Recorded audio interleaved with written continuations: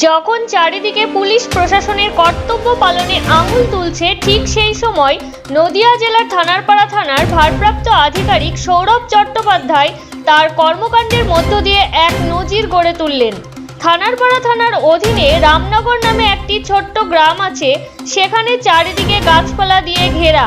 সন্ধে নামলেই সেখানকার মানুষের যাতায়াতে খুব অসুবিধার সম্মুখীন হতে হতো। চারিদিকটা অন্ধকারময় হয়ে পড়ত এই গ্রামটির। এই বিষয়টি লক্ষ্য করেন এই মহান মানুষটি। তখন তিনি গ্রামের মানুষের সঙ্গে কথা বলে এবং সৌরভবাবু নিজের দায়িত্বে এই গ্রামের রাস্তার ধার দিয়ে আলোর ব্যবস্থা করেন ও গ্রামটিকে অন্ধকার থেকে আলোময় করে তোলেন। সৌরভ স্যারের এই কর্মকাণ্ডের জন্য গ্রামবাসীরা তাকে স্যালুট জানায়।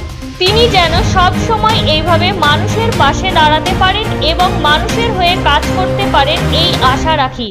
রাকেশ মণ্ডলের রিপোর্ট, সবার সাথে বাংলা নিউজ।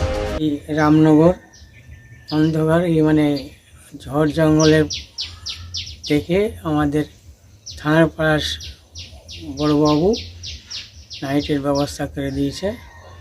আর এই যে আমাদের ঝড় জঙ্গল যা আছে এসব পরিষ্কার করার জন্যে বড়বাবুকে বলা হচ্ছে যে আমাদের এটা পরিষ্কার করে দেওয়া হোক।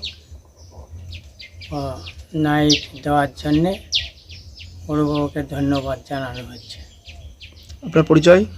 আমার পরিচয় নতিরাঙ্গা রামনগর থানারপাড়া থানা। আমার নাম গঙ্গারাম মণ্ডল। আপনারা কতটা খুশি হয়েছেন এই যে লাইটের ব্যবস্থা করে দিয়েছে বড়বাবু? খুব খুশি হয়েছে আমরা, আমাদের গ্রামবাসীরাও খুব খুশি।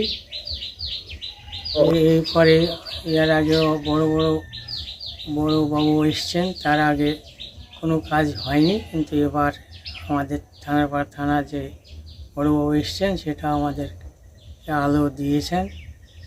আর অনেক অনেক ধন্যবাদ জানাই তার জন্যে বড়বাবুকে।